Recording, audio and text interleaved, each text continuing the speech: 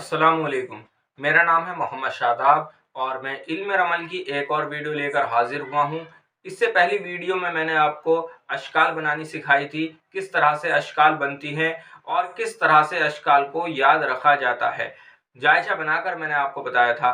और आज की इस वीडियो में मैं बात करूँगा कि कौन सी शक्लें दाखिल हैं, कौन सी खारिज हैं, कौन सी साबित हैं और कौन सी मुनकलिब हैं। ये जो आप शक्लें देख रहे हैं, एक शक्ल के अंदर यानी कि एक अशकाल के अंदर 4 शक्लें होती हैं। जिस तरह से अशकाल खारिज लिखा हुआ है, अशकाल खारिज के अंदर 4 शक्लें मौजूद हैं। इसी तरह से अशकाल दाखिल के अंदर 4 शक्लें मौजूद हैं।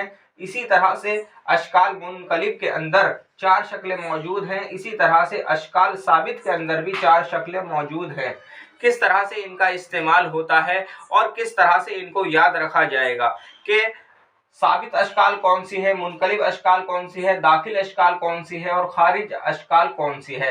ये 4 अशकाल हैं और इन 4 अशकाल के अंदर ही 4 अशकाल आती हैं, यानी कि ये 4 शक्लें इनके अंदर आती हैं। हर शक्ल के अंदर 4 शक्लें मौजूद हैं, हर अशकाल के अंदर 4 अशकाल मौजूद हैं। जिस तरह से अशकाल खारिज है उसके अंदर 4 शक्लें मौजूद हैं। अब इसको किस तरह से याद रखा जाएगा, किस तरह से आप समझेंगे कि ये कौन सी शक्ल है और ये कौन सी शक्ल है और ये कौन सी शक्ल है। इसी तरह से ये हर अशकाल के अंदर 4 शक्लें मौजूद हैं और इनको जो याद रखा जाएगा वो दायरा अब्दा के जरिए से इनको हम याद रखेंगे। ये दायरा अब्दा मैंने इससे पहली वीडियो में काफ़ी बारीकी से आपको समझाया था। जिन लोगों ने इसके ऊपर मेहनत की है उनको ये चीज़ समझ आ गई होगी कि दायरा अब्दा क्या है, और जिन लोगों ने दायरा अब्दा को सीख लिया है वो इस चीज़ को भी बहुत जल्दी समझ जाएंगे कि किस तरह से हम अशकाल पहचानेंगे कि ये कौन सी अशकाल है। जैसे अब देखें, अशकाल खारिज के अंदर जो पहली शक्ल है वो लिहान है। जिस तरह से ये लिखा हुआ है, लिहान जो शक्ल बनती है उसमें एक जिंदा होता है, बाकी सब मुर्दा। इसी तरह से यहाँ अलिफ जिंदा है, बाकी सब मुर्दा।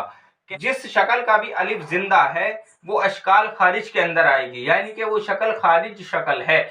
जैसे नुक्ते को फर्द बोला जाता है और फर्द जो है वो जिंदा है, लकीर को जोज बोला जाता है और जोज मुर्दा है। यानी कि जिस शक्ल के अंदर अलिफ जिंदा है वो खारिज है और जिस शक्ल के अंदर हा जिंदा है उसको दाखिल कहेंगे। जैसे इन चारों शक्लों के अंदर हा जिंदा है और अलिफ मुर्दा है। इसी तरह से अशकाल जो खारिज शक्लें हैं उनके अंदर अलिफ जिंदा है और हा मुर्दा है।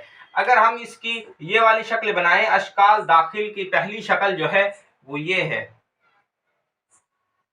जिसके अंदर हा जिंदा है, अलिफ मुर्दा है, बा दाल का कहीं कोई जिक्र नहीं है। इन किसी भी शक्ल में बा और दाल का कहीं कोई जिक्र नहीं है।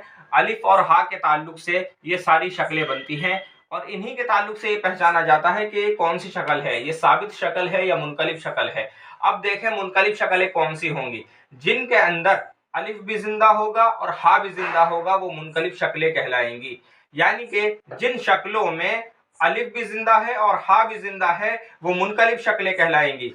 जैसे अगर हम इसकी ये शक्ल बनाएं तो इसमें अलिफ भी जिंदा है और हा भी जिंदा है, ये दोनों जिंदा हैं तो वो मुनकलिब शक्लें कहलाएंगी। और अगर हम देखेंगे साबित शक्लें कौन सी कहलाएंगी, साबित शक्लें वो कहलाएंगी जिसमें अलिफ भी मुर्दा है और हा भी मुर्दा है, हा भी मुर्दा है और अलिफ भी मुर्दा है। आप कोई सी भी शक्ल लें उसके अंदर हा भी मुर्दा है और अलिफ भी मुर्दा है। अगर हम इसकी पहली शक्ल देखें, साबित शक्ल की जो पहली शक्ल है वो ये है। इस तरह से ये पहली शक्ल लिखी हुई है, इसमें हा भी मुर्दा है और अलिफ भी मुर्दा है। तो जिस शक्ल के अंदर अलिफ और हा मुर्दा है वो साबित शक्लें हैं।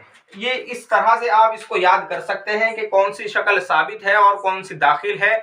अगर आपको दायरा अब्दा समझ में आ गया है तो ये चीज़ भी आपको आसानी से समझ में आ जाएगी।